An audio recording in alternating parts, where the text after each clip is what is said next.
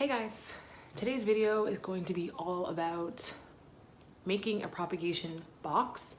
I have made some propagation boxes before in the past, but they just haven't worked out. I just didn't have the proper equipment to make the right kinds that people talk about. So today I'm going to be making a fully equipped, fully functioning propagation box. So let's get into the plants first. The first plant I'm going to be propagating is this Philodendron Brandium.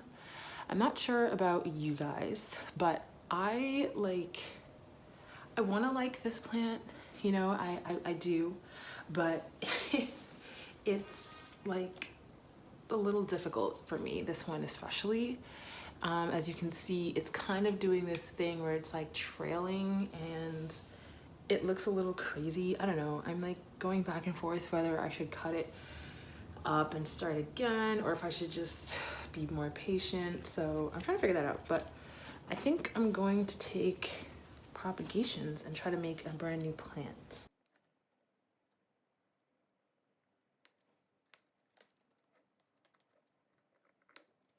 Wow, that looks like a whole different plant now. I like it though. Because I'm not ready to do anything yet with these leaves, I'm gonna leave them as they are for now. And I could always come back and revisit it. The next plant I want to propagate is this Cebu Blue. It's got a yellow leaf here, just pull that off. So we're gonna propagate this one because look at how long it is. Yeah, it's long and it's starting to get on my nerves. So we're gonna cut it and I'm gonna cut a significant amount off of this. So let's go for it.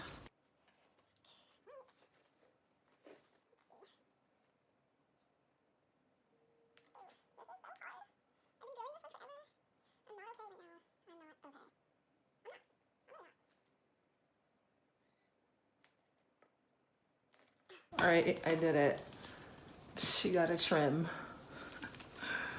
Oh gosh, what have I done? It's gonna be all right. But this is her. The next plant I'll be propagating is this Philodendron mikins. So beautiful, so lovely. It's got a new growth or a new leaf right there. And I actually got this for like under $10 from the grocery store. So it's really awesome, such a deal. And yeah. All right, so there's a specific leaf I wanted to propagate. Let's try to find it.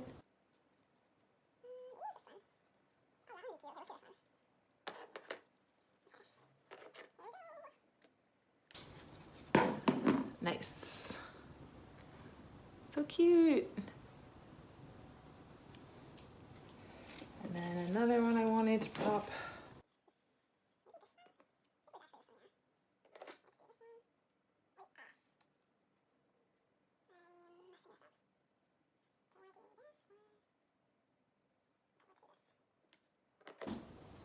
Cool, this is the other one.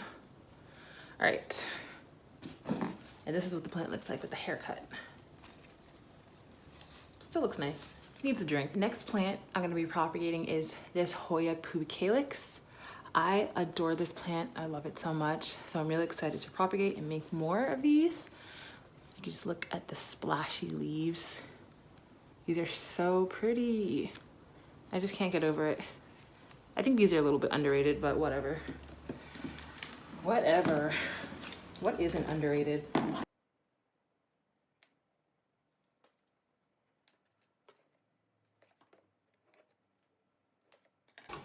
All right. I'm loving this haircut. I'm loving it. All right. We're gonna put this away. Before I show you all of the cuttings I just took, I'm gonna prepare my prop box. So it's really simple. You just take your moss and I mix moss with perlite. It's just something I like to do. It kind of works. It works for me. So I'm gonna just go ahead and lay some of this down. I don't really need that much, to be honest.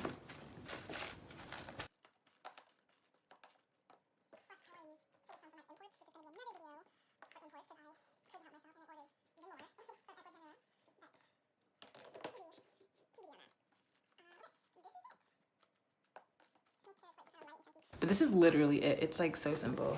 It doesn't get any more simple than that. All right, let me show you these cuttings now.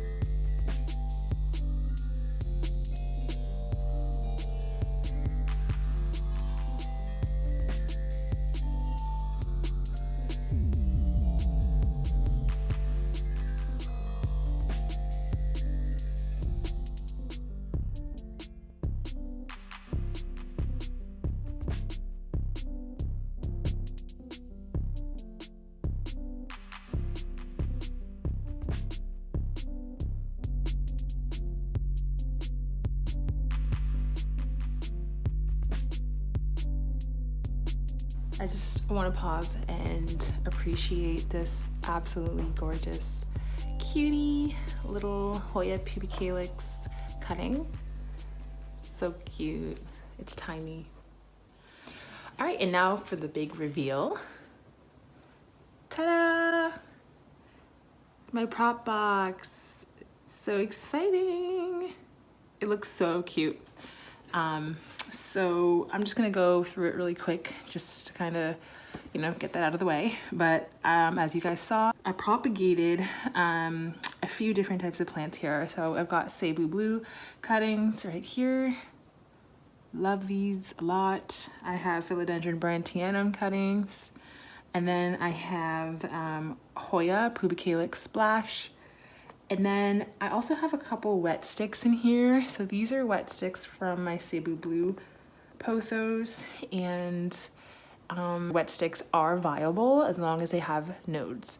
And so eventually these will grow into, these will grow roots and they'll grow leaves and they'll grow into a full plant. So yeah.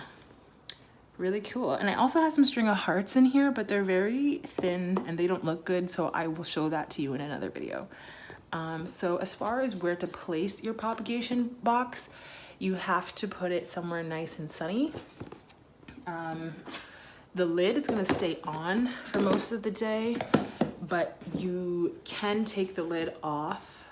Like once, I plan on taking the lid off like once a day for a few hours, just so that the humidity doesn't get out of control and that molds and other things don't start to grow. Plus, when you give your plants too much humidity, it's actually not good for your plants and it can actually harm your plants. Lastly, I don't plan on poking holes in my propagation box for the specific reason of I will be, again, like I said, opening this up every few days, or sorry, every day for a few hours, just so that we can get the humidity back to an even keel.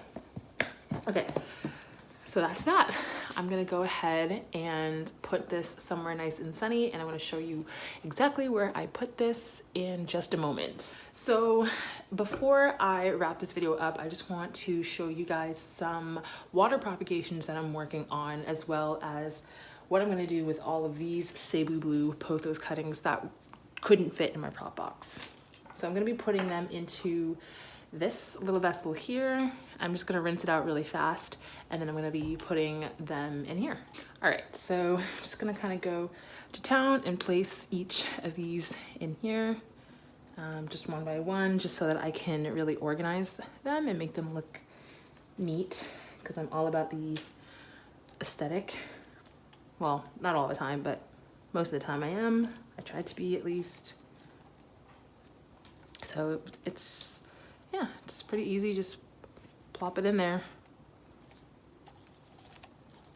I also really like water propagations because, again, the aesthetic, but also because I feel like they grow, when your plants are in water, their water roots are just a lot more healthy looking, and they're just a lot more like robust. That could just be me like making things up, but personally that's what I think, it's what I see, it's what I feel.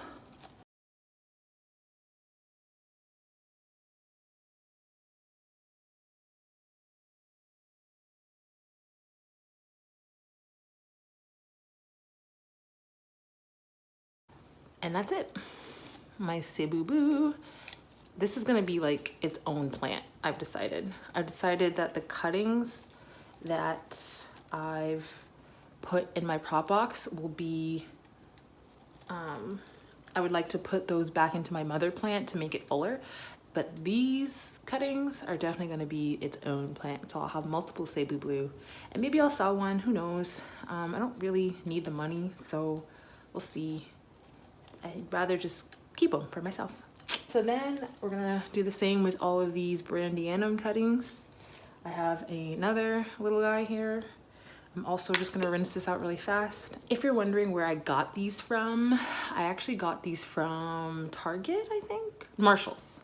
I got these from Marshall's.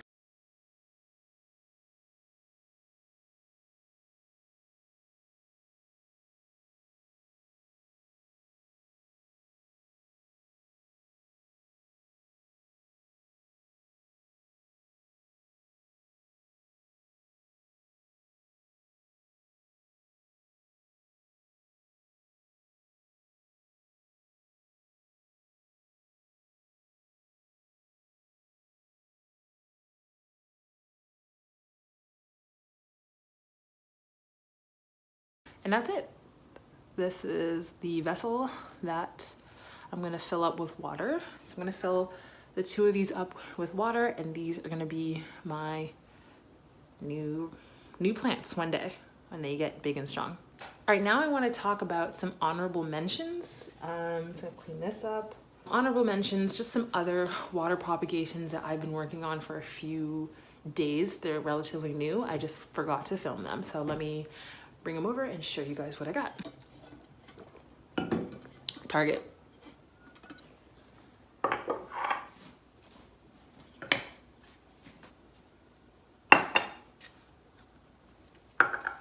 All right, let's start with this guy here. So again, this is a brand new propagation. I just propped it in here today, actually.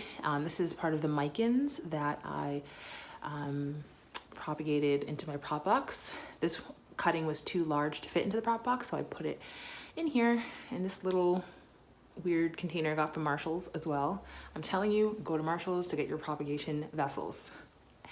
Okay, so this is a Tradescantia green variety. I forget the full name.